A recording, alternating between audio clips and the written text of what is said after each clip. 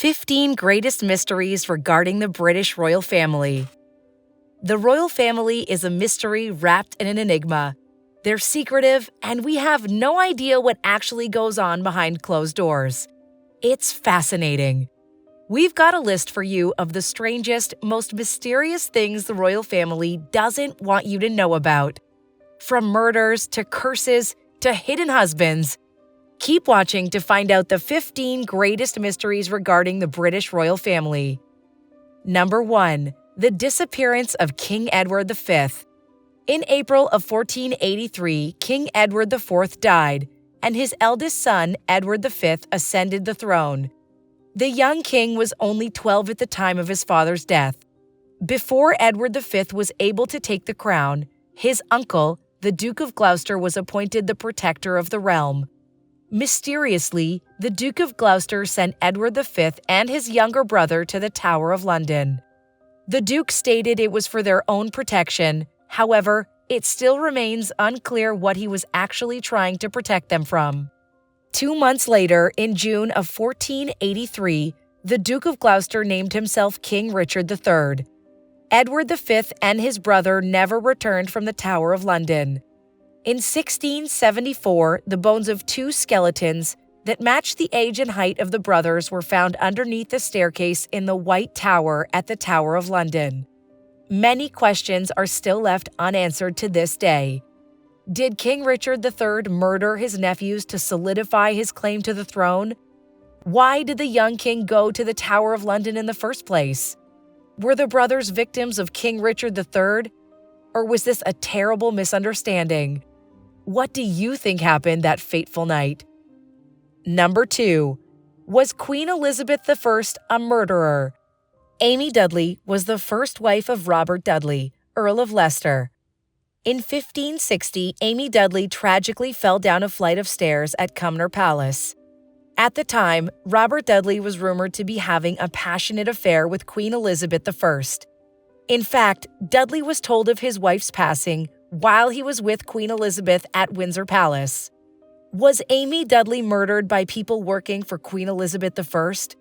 Or did she commit suicide after her terminal cancer diagnosis? Queen Elizabeth I and Dudley first met when they were children.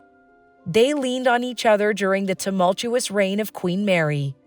Queen Elizabeth I acknowledged Dudley's enduring friendship by appointing him Master of Horse in 1558. After this, the relationship between Queen Elizabeth I and Dudley grew much stronger. They rode horses together, giggled together at court, and danced in the palace. Rumors started to circulate that the pair were far more than just friends. Queen Elizabeth I swore on her deathbed that though she loved him dearly, nothing unseemly had ever passed between them. While we may never know for certain what happened to poor Amy Dudley, it does hold true that this awful accident was strangely convenient for Queen Elizabeth and Robert Dudley. Number 3. Is the royal family actually royal? Is the current royal family actually from royal lineage?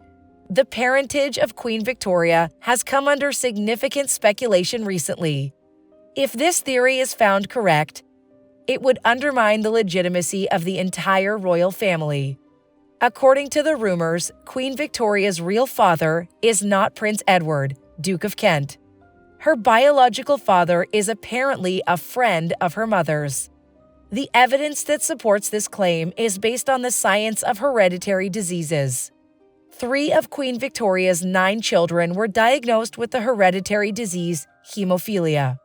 Hemophilia is a rare condition that affects the blood's ability to clot. Prince Edward, Duke of Kent, did not carry the hemophilia gene. Instead, he notoriously suffered from another hereditary disease, porphyria. Prince Edward was the last member of the royal family to ever be diagnosed with porphyria. The strangest part is that the hemophilia seemed to appear out of nowhere. Or was it passed on by Queen Victoria's real father? Did porphyria disappear from royal blood because Prince Edward never actually fathered any children? Number 4. Did Queen Victoria's uncle murder his valet? On May 31, 1810, Queen Victoria's uncle, the Duke of Cumberland, was attacked while he was asleep in his bed in St. James Palace. One of the Duke's valets, Joseph Sellis, was later found dead in his room with his throat slit. Joseph Sellis's death was ruled a suicide. However, rumors still swirled around the mysterious circumstances of his death. Did the Duke of Cumberland actually murder Joseph Sellis? Did the Duke murder him out of jealousy, rage, or simply self-defense? It's unlikely we'll ever know the truth about the mysterious death of Joseph Sellis. Number 5. Who killed Prince Albert? On December 9, 1861, Prince Albert was diagnosed with typhoid fever. 5 days later, on the night of December 14, 1861, Prince Albert peacefully passed away in the presence of his beloved wife, Queen Victoria, and their 9 children. Recently, royal commentators have begun to speculate whether typhoid really killed Prince Albert. One of the more popular theories is that Prince Albert actually died of stomach cancer. Stomach cancer infamously killed Prince Albert's mother at the young age of 30. Prince Albert reportedly complained about discomfort caused by digestive issues for years prior to his death. Another possibility is that Prince Albert died of Crohn's disease or ulcerative colitis, both of which are long-term conditions that inflame the digestive system. Unfortunately, we'll never know the answer to this royal mystery.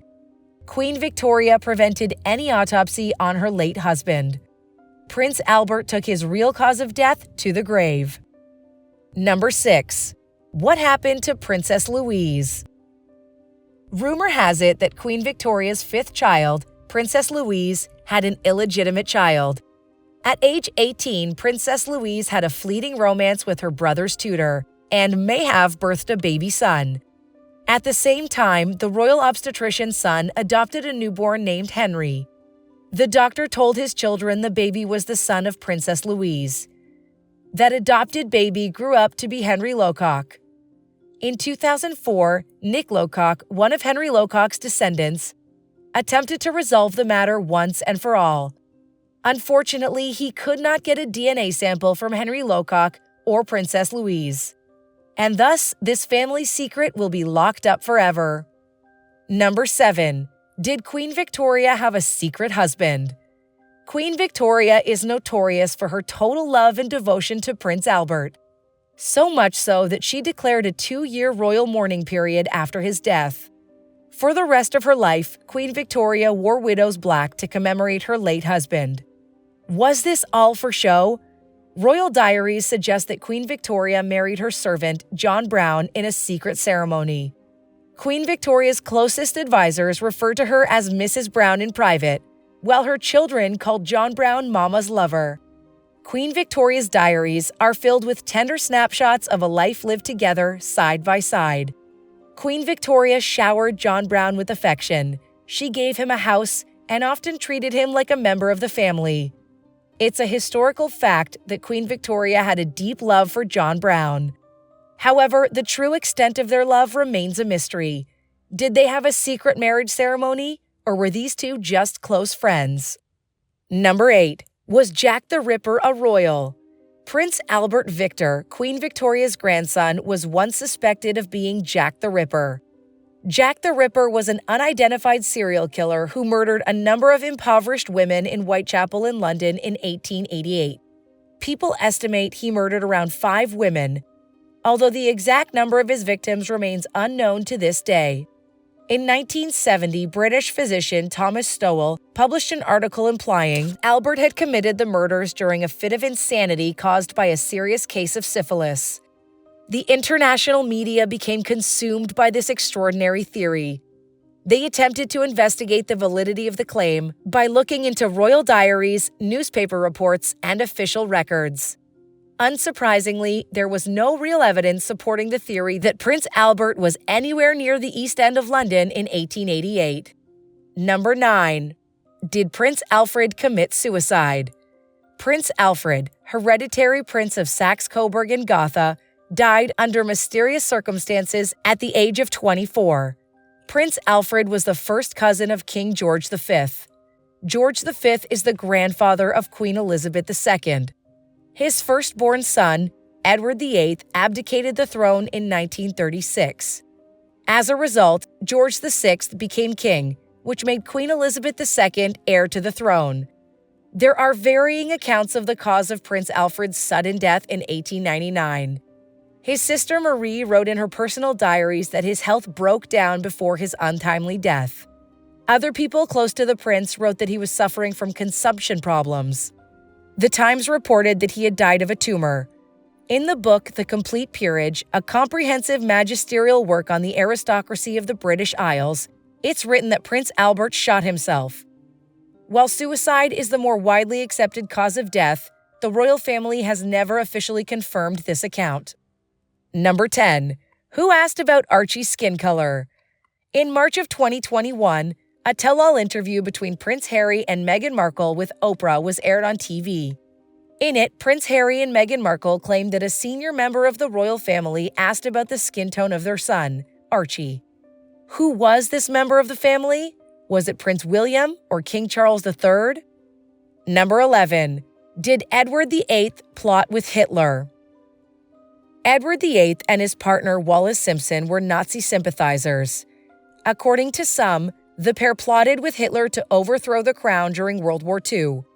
The British crown had strong German ancestry, as per their traditional surname Saxe-Coburg-Gotha. Edward VIII was very proud of his German lineage. He was close to his German relations and embraced German culture. Edward VIII remained loyal to Germany throughout the rise of fascism in the 1930s. In fact, he was very outspoken in his support of Member of Parliament Sir Oswald Mosley, the leader of the British Union of Fascists. King Edward allegedly once told a friend that it's no business of ours to interfere in Germany's internal affairs, either regarding Jews or regarding anything else. Dictators are very popular these days. We might want one in England before long. When Edward VIII's father died in 1936 and he officially became king, many were worried about his political views affecting his reign. Scotland Yard tapped Edward VIII and Wallis Simpson's phones out of concern that they were feeding state secrets to the Nazi regime. In October of 1937, Edward VIII and Simpson traveled to Germany. They dined with high-ranking Nazi officials, Hermann Göring and Joseph Goebbels, visited SS training sites, and met with Hitler in his hometown. According to the Windsor Files, Edward VIII and Wallis Simpson gave their unwavering support to the Nazi war effort and supported the plan for a puppet king. The Windsor Files also reported that in 1940, the two met with Nazi leaders and discussed their frustration with the British royal family and Winston Churchill's government. In Edward VIII's memoir, he completely denied his ties to Nazi Germany, calling Hitler a somewhat ridiculous figure with his theatrical posturings and his bombastic pretensions. Did Edward VIII's problematic political leanings ever cross the line into treason? Did the British monarchy hide the real transcripts of Edward VIII's meeting with Nazis? We'll never know the truth. Number 12. Did Prince Andrew know Jeffrey Epstein? In 2014, a Florida court filing alleged that Prince Andrew sexually assaulted Virginia Giuffre. Giuffre is one of the most high-profile victims of sex offender and financier Jeffrey Epstein. She was sex-trafficked by Epstein for a number of years. Giuffre claimed Prince Andrew was one of her many abusers. She cited a range of occasions where Prince Andrew assaulted her, including one instance in 2001 when she was 17. Flight logs show Giuffre and Prince Andrew were in the same place at the same time. They were photographed together with Ghislaine Maxwell in the background. A civil case between Giuffre and Prince Andrew was settled for an undisclosed sum in early 2022. In August of 2019, Johanna Schoberg gave evidence as part of a defamation case between Virginia Giuffre and Ghislaine Maxwell that Prince Andrew placed his hand on her breast in Epstein's mansion. In addition, an email exchange in 2013 between two of Epstein's associates talks of a British man nicknamed Andy receiving a foot massage from two Russian women at Epstein's New York residence in September of 2010. In November 2019, Prince Andrew gave an exclusive interview with the BBC program Newsnight. This was the first instance Prince Andrew spoke publicly of the accusations and his alleged relationship with Epstein. Prince Andrew clarified his relationship with Epstein was purely professional, and he flagrantly denied ever meeting Giuffre. At one point, Prince Andrew stated that Joffrey's claims about dancing with him at a club in London while he was extremely sweaty were categorically untrue. Prince Andrew said he lost the ability to sweat after an adrenaline overdose during the Falklands War.